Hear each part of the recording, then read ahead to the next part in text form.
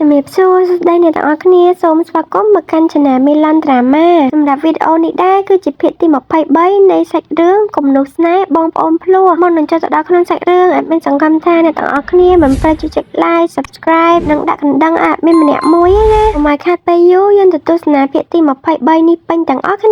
ាដើមនៅសាច់រឿងភាគនេះដែររនចង់គេបានយកថ្នាំបេះដូងរបស់គេនឹងយកមកលេបបន្តមកទៀតនៅពេលដែលរនចង់គេកំពុងតែញ៉ាំទៅដល់គោរបស់គេនឹងរស់មុននឹងក៏សួរថាតើគេមានចាំអត់ថារនចង់គេជួយចិត្តញ៉ាំទៅដល់គោមួយកែវនៅពេលព្រឹករាល់ព្រឹកហ្មងរនចង់នឹងគេក៏ខំនិយាយប្រកែកថាគេផឹកទៅដល់គោនឹងដោយសារតែគេចង់បានការಶោមនៅក្នុងខ្លួនគេឥឡូវនេះយើងដឹងថាម្នាក់ដែលនៅរស់នឹងគឺជារនចង់ណាដល់ពេលអញ្ចឹងអត់មានសុំហៅរនចង់ហ្មងទៅរស់មុននឹងក៏សួររនចង់ថាតើអ្នកអត់មានរឿងអីចង់ប្រាប់ខ្ញុំទេមែនរនចង់គេនិយាយថាអត់មានផងបន្តមកទៀតរនចង់នឹងគេក៏បវាយស្ថានភាពទៅសួររឿងហ្វាដខុនម្ដងតែស្មោះនឹងហ្វាដខុនអត់តន់ចុះពីលើមកទៀតអញ្ចឹងណារស់មុននឹងក៏ឆ្លើយថាប្រហែលជាមួយរយៈនេះហ្វាដខុនគាត់ហត់ពេកអញ្ចឹងហើយប្រហែលជាគាត់មិនតន់ក្រៅទេទុកពេលខ្លាចគាត់សម្រាកហើយរស់មុននឹងក៏ឲ្យរនចង់សម្រាកដូចគ្នារនចង់គេឡើងសម្លាយចិត្តហ្មងហើយគេនិយាយថាដល់នឹងរស់មុនតែងតែប្រើគេធ្វើនេះធ្វើនោះសម្អាតផ្ទះផងអីផងក៏ថ្ងៃហ្នឹងចិត្តល្អហើយនិយាយល្អមកកាន់គេម៉ែរស់មុននឹងក៏ឆ្លើយវិញថាពេលខ្លះមនុស្សយើងក៏ត្រូវការសម្រាកខ្លះដែរបន្តមកទៀតរស់មុននឹងនាងក៏បានប្រមូលរនចង់ទៅដើរលេងជាមួយនឹងគ្ន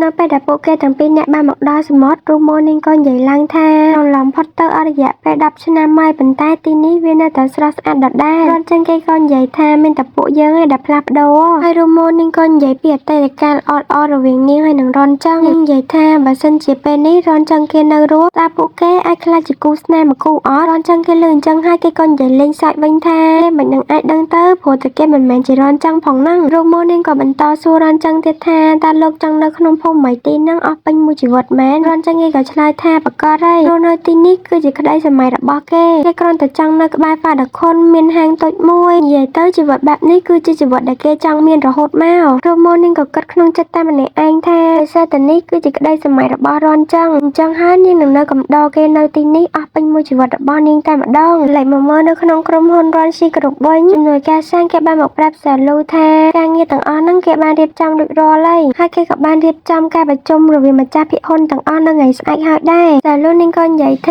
ាទីបំផុតនាងបានរៀបចំការងារឲ្យអស់សពគ្រប់ហើយថាការងារដែលនៅសេសសល់ហើយនឹងការងារដែលត្រូវអភិវឌ្ឍភូមិមីទីនាងបានធ្វើវារួចរាល់ហើយអស់ហើយជំនួយការសាងគេលើអញ្ចឹងហើយគេក៏សួរសាលូថាតើសាលូហ្នឹងនឹងឈប់គ្រប់គ្រងក្រុមហ៊ុនរនស៊ីហ្នឹងអីមែនសាលូនាងក៏តបវិញថានាងគឺជាមនុស្សម្នាក់ដែលមិនចូលចិត្តការងារគ្រប់គ្រងក្រុមហ៊ុនអីហ្នឹងទេប៉ុន្តែនាងបានព្យាយាមធ្វើការងារនេះឲ្យអស់ពីសមត្ថភាពរបស់នាងដើម្បីឲ្យចង់ហើយសាលូនាងក៏បានឲ្យការដែលមានលុយបូណសនៅខាងក្នុងហ្នឹងទៅឲ្យជំនួយការសាងអរគុណគេដែលមួយរយៈនេះបានជួយការងារនាងច្រើនណាស់នៅពេលដែលជំនួយការសាងចេញទៅបាត់ឈិងឆាន់គេក៏បានមកដល់ហើយគេសួរសាលូថាសាលូទៅណាទៅ business trip មែនសាលូនាងមិនចង់និយាយច្រើនទេនាងសួរឈិងឆាន់ថាមករកនេះមានការអីឈិងឆាន់ហ្នឹងគេនិយាយថាដោយសារតែឥឡូវហ្នឹងរនចង់គេលែងនៅហើយអញ្ចឹងហើយគេចង់ឲ្យសាលូហ្នឹងពិចារណារឿងអភិវឌ្ឍភូមិមីទីហ្នឹងសាជាថ្មីទៅរបៀបថាគេចង់ធ្វើតាមផែនការរបស់គេវិញអញ្ចឹងណាសាលូវិញនាងប្រកាសជាមិនយល់ព្រមហើយនាងនិយាយថាការសម្រេចចិត្តរបស់រនចង់គឺជាការសម្រេចចិត្តរបស់នាងដែរអញ្ចឹងហើយឈិងឆាន់គេមិនបាច់ចាំបាច់ខំប្រឹងបញ្ចុះបញ្ចូលនាងអីទេនិយាយអញ្ចឹងហើយសាលូនាងដើរទៅបាត់ត្រឡប់មកកាន់ពីអ្នកនេះវិញពួកគេលួចមកដើរលេងដល់ពេលអញ្ចឹងខ្លាចត្រឡប់ទៅផ្ទះវិញហ្វាដខុនស្ដីឲ្យនេះរនចង់គេនិយាយថាគេប្រញាប់ត្រឡប់ទៅផ្ទះវិញឲ្យបានមុនរូម៉ូសិនប៉ុន្តែពេលនឹងដែររូម៉ូនាងកណ្ដាលដល់ពេលអញ្ចឹងរនចង់គេត្រឡប់មកមើលរូម៉ូវិញឡើងលឿនតែមើលទៅរូម៉ូនាងចង់ផ្ដាសាយរនចង់គេក៏បានដោះអាវក្រៅរបស់គេដណ្ដប់ឲ្យរូម៉ូឃើញនៅក្បែរនឹងមានមួកទៀតដល់ពេលអញ្ចឹងគេក៏ទិញឲ្យរូម៉ូមួយហើយដែលលឺអ្នកលក់និយាយថាបើសិនជាពួកគេទាំងពីរនាក់គឺជាគូស្នេហ៍នឹងគ្នានឹងមានការ discount ទៅលើមួកនឹងអញ្ចឹងណាអញ្ចឹងហើយរនចង់គេក៏កុហកថាហ្នឹងហើយពួកគេគឺជាគូស្នេហ៍នឹងគ្នារូម៉ូនាងឃើញរនចង់ផាច់ភ្នែកដល់ពេលអញ្ចឹងនាងក៏កាត់ណៃយល់ទ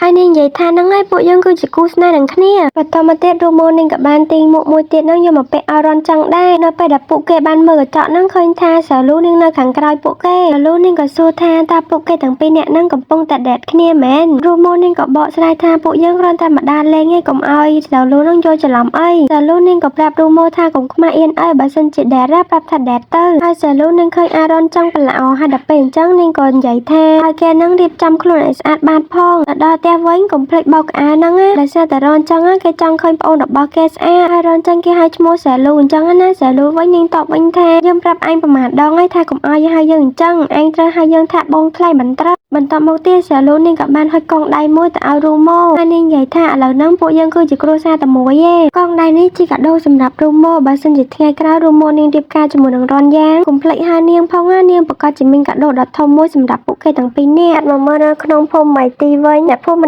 ្នាក់ពួកគេកំពុងតែរៀបចំផ្ទះហាងរបស់ពួកគេរៀងខ្លួនហើយក៏ដោយសារតែថ្ងៃស្អែកប្រកាសជាមានភ្ញៀវទេសចរជាច្រើនមកលេងនៅភូមិពួកគេកញ្ញាលីនហ្នឹងក៏និយាយថារឿងទាំងអស់នេះគួរណាស់តែអរគុណទៅកាន់ក្រុមហ៊ុនរនស៊ីដែលបានជួយអភិវឌ្ឍភូមិពួកគេអញ្ចឹងណាតែមកមើលសាឡូវិញនាងបានរៀបចំកិច្ចការងារនៅក្នុងក្រុមហ៊ុនរនស៊ីឲ្យអស់ហើយនាងនិយាយទៅកាន់រនចឹងថាអញ្ចឹងយើងត្រឡប់ទៅផ្ទះយើងវិញប៉ុន្តែពេលហ្នឹងដែរសាឡូនាងក៏បានឃើញ flash មួយនាងក៏បានយក flash ហ្នឹងទៅចាក់មើលទៅឃើញថានៅក្នុង flash ហ្នឹងជាវីដេអូវះកាត់រវាងរនចឹងហើយនឹងរនយ៉ាងដែលគេបានយកបេះដូងរបស់រនយ៉ាងយកមកឲ្យរនចឹងវិញសាឡូនាងឃើញវីដេអូហ្នឹងហើយនាងឡើងភ្ញាក់ផ្អើលហ្មងហើយនាងនិយាយថាអញ្ចឹងម្នាក់ដែលនៅរស់គឺជារនចឹងសាឡូនាងមិនគិតច្រើនទេនាងបើកឡានទៅភូមិម៉ៃទីតែម្ដងខណៈពេលដែលនាងកំពុងតែបើកឡានហ្នឹងជំនួយការសាងក៏បានខលមកនាងជំនួយការសាងគេបានទៅស៊ើបមើលថាការនោះម្នាក់ដែលស្លាប់ហ្នឹងគឺជារនយ៉ាងចំណែកអ្នកនៅរស់សពថ្ងៃហ្នឹងគឺជារនចឹងសាឡូនាងដឹងអញ្ចឹងហើយនាងសប្បាយចិត្តមែនតើហ្មងគ្រាន់តែមកដល់មុខផ្ទះហ្វាដល់ខុនភ្លាមក៏ឃើញស្បែកជើងរបស់រនចឹងហើយនឹងរូម៉ូនៅខាងមុខហ្នឹងដល់ពេលអញ្ចឹងសាឡូនាងមិនសូវសប្បាយចិត្តទ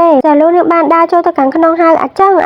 រននៅខាងក្នុងផ្ទះហ្នឹងល្អហើយប៉ុន្តែរត់ឃើញទេតែសាឡូនាងបែរជាមកឃើញរូបថតមួយនេះនៅក្នុងសៀវភៅរបស់រនចឹងដើរទៅខាងមុខបន្តិចសាឡូនាងក៏បានឃើញថារនចឹងកំពុងតែនៅបរិវេណខាងក្រៅជាមួយនឹងរូម៉ូពួកគេទាំងពីរនាក់និយាយគ្នាមើលទៅមានក្តីសុខខ្លាំងមែនតើជាពិសេសមើលទៅរនចឹងគេសប្បាយចិត្តមានក្តីសុខនិងមានសុភមង្គលច្រើនណាសាឡូនាងឃើញអញ្ចឹងហើយនាងអន់ចិត្តបន្តិចនាងខឹងបន្តិចមកជិះនាងពេលដែលរនចឹងគេដើរចូលមកខាងក្នុងគេក៏បានឃើញសាឡូរនចឹងគេភ្ញាក់ផ្អើលដែរគេសួរថាមិនសាឡូមកទីហ្នឹងអញ្ចឹងសាឡូនេះឡើងចង់លេងលងទឹកភ្នែកគេហើយនាងនិយាយថានាងមកអត់បានមែនរនចឹងគេក៏តបវិញថាមែនអញ្ចឹងទេគេគ្រាន់តែ surprise តាដោយសារតែសាឡូមិនបានប្រាប់គេមុនណូសាឡូនិយាយតាលេងលងទឹកភ្នែកថាហេតុអីក៏លោកមិនត្រឡប់ទៅក្រុមហ៊ុនវិញហេតុអីក៏ប្រហែលខែនេះមិនបានតាក់ទងមកនាងសោះរនចឹងគេក៏តបវិញថាវាមានរឿងអីពាក់ព័ន្ធជាមួយនឹងគេទៀតទេក្រុមហ៊ុនហ្នឹងមានសាឡូជាអ្នកចាត់ចែងហើយរនចឹងគេក៏បាននិយាយអរគុណទៅកាន់សាឡូសម្រាប់រឿងអ្វីៗគ្រប់យ៉ាងទាំងអស់សាឡូនាងក៏និយាយឡើងថាឈប់ធ្វើជារនយ៉ាងទៀតទៅនាងដឹងការពិតហើយថាម្នាក់នៅឈរខាងមុខនាងហ្នឹងគឺជារនចឹ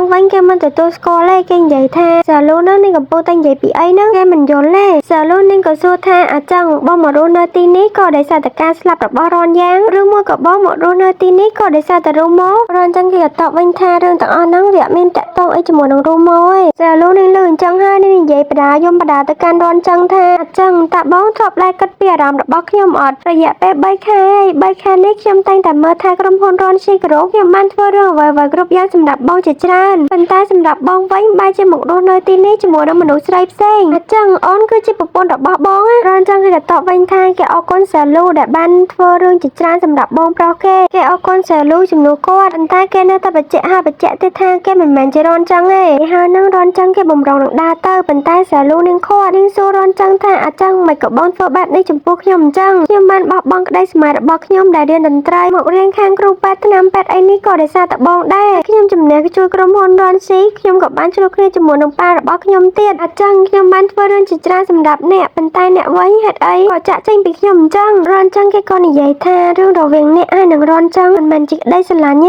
េរនចឹងចាត់ទុកអ្នកត្រឹមតែជាប្អូនស្រីម្នាក់តែប៉ុណ្ណោះអ្នកពិតជាក្មេងស្រីដ៏ល្អប៉ុន្តែគាត់មិនបានស្រឡាញ់អ្នកទេសាឡូនាងក៏បានតែកំភ្លៀងរនចឹងមកកំភ្លៀងនាងនិយាយថានាងស្អប់រនចឹងខ្លាំងណាស់នាងមកនេះនាងគ្រាន់តែចង់ឲ្យរនចឹងទទួលស្គាល់ថាគេគឺជារនចឹងហើយសាឡូនាងនិយាយទាំងយំហើយនឹងស្រែកទៅកាន់រនចឹងថាខ្ញុំគ្រាន់តែចង់ឲ្យបងទទួលស្គាល់ថាបងស្រឡាញ់ខ្ញុំតែប៉ុណ្ណោះនិយាយអញ្ចឹងហើយសាឡូនាងក៏បានដើរចេញទៅទាំងខូចចិត្តកាន់មកដល់ល្ងាចឡើងរនចឹងគេបានទៅយកឆាត់ទទួលឲ្យរូម៉ូហើយមើលទៅសកម្មភាពរបស់ពីរអ្នកគេហ្នឹងដូចជាស្និទ្ធស្នាលនឹងគ្នាដល់ហើយសាឡូនាងនៅខាងក្នុងឡានមើលពីចម្ងាយទៅនាងឈឺចាប់ខ្លាំងមែនតើនាងក៏បានខលទូរស័ព្ទទៅកាន់ឈិងឆិនហើយនាងនិយាយថានាងយកព្រមនឹងសំណាក់របស់ឈិងឆិនអញ្ចឹងហើយជួបគ្នានៅថ្ងៃស្អែកនៅក្នុងកិច្ចប្រជុំម្ចាស់ពាក្យហ៊ុននៅក្រុមហ៊ុនរនស៊ីនៅថ្ងៃស្អែកនាងនឹងយកព្រមជាមួយនឹងសំណាក់របស់ឈិងឆិនពិសេសនាងនឹងប្រាប់អាត់កំបាំងទាំងអស់នៅក្នុងក្រុមហ៊ុនរនស៊ីនឹងទៅកាន់ឈិងឆិនបានដឹងដែរហើយនាងនឹងធ្វើឲ្យក្រុមហ៊ុនរនស៊ីខ្លាចទៅជារបស់ឈិងឆិនដូចគ្នាបន្ទាប់ពីបិទទូរស័ព្ទហើយសាឡូនាងក៏និយាយតែម្នាក់ឯងថាអញ្ចឹងបងនឹងត្រឡប់មករកខ្ញុំវិញមកដល់ថ្ងៃថ្មីអ្នកភូមិម្នាក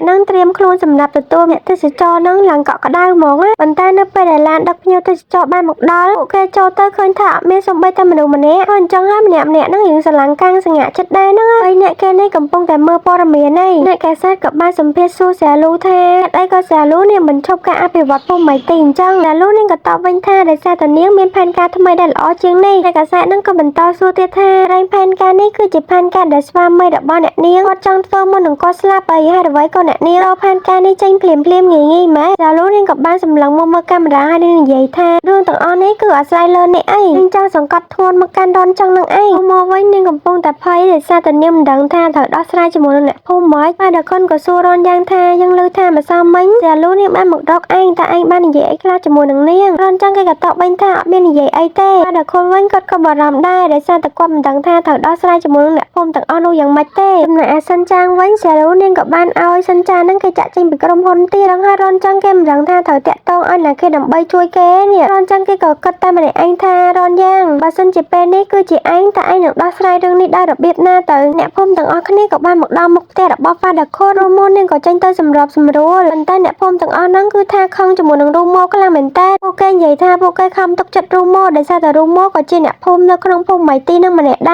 រប៉ុន្តែចុងក្រោយអ្វីដែលពួកគេទទួលបានឥឡូវនេះពួកគេអត់មានកន្លែងស្នាក់នៅទេនៅក្នុងក្រុមហ៊ុនរ៉នស៊ីនឹងបានមកបណ្ដេញពួកគេទាំងកំរោលហ្មងអ្នកភូមិម្នាក់ខឹងជាមួយនឹងរូម៉ូខ្លាំងមែនតើណាឲ្យរូម៉ូនាងបកស្រាយមករូម៉ូនាងមិនដឹងថាត្រូវគួរបកស្រាយយ៉ាងម៉េចចាដោយសារតែវាភ្លាមពេកពេលនោះអ្នកភូមិក៏បានយកបន្លែយកអីហ្នឹងគប់មកលើរូម៉ូរនចឹងគេឃើញអញ្ចឹងហើយគេក៏ចេញទៅរំបន្លែទាំងអស់នោះចំនួនរូម៉ូបន្ទាប់ពីស្ងប់ស្ងាត់ទៅរនចឹងគេក៏បានមកអង្គុយខាងក្នុងផ្ទះហើយសុំទោសទៅកាន់រូម៉ូគេនិយាយថារឿងទាំងអស់នេះកើតឡើងក៏ដោយសារតែគេដែររូម៉ូនាងក៏ថាមិនអីនោះទេនេះក៏ជាកំហុសរបស់នាងដែររនចឹងវិញគេខូចចិត្តខ្លាំងមែនតើហើយគេនិយាយថាមិនដឹងថាជីវិតបែបណាដែលជាជីវិតដែលគេត្រូវទៅជ្រើសរើសយកមករស់នៅគេក៏មិនដឹងដែរថាតើគេត្រូវជ្រើសរើសយកជំរើសមួយណារូម៉ូនាងក៏និយាយបញ្យល់ថាឥឡូវនេះលោកសាក់គិតទៅដល់រនចឹងតើរនចឹងចង់ឲ្យលោករស់នៅក្នុងជីវិតបែបណាតើរនចឹងចង់ឲ្យលោករស់នៅក្នុងជីវិតដែលមានសេរីភាពរស់នៅក្នុងជីវិតដែលសប្បាយចិត្តត្រូវអត់កាន់មកដល់ថ្ងៃថ្មីឥឡូវនេះដែររនចឹងគេកំពុងតែតបតែងខ្លួនទៅក្រុមហ៊ុននៅពេលដែលរនចឹងគេបានពាក់អាវនេះគេបាននឹកឃើញទៅដល់សម្ដីរបស់រនយ៉ាងដែលធ្លាប់និយាយថាគេអត់ចូលចិត្តអាវមួយហ្នឹងឯនៅពេលដែលគេពាក់ទ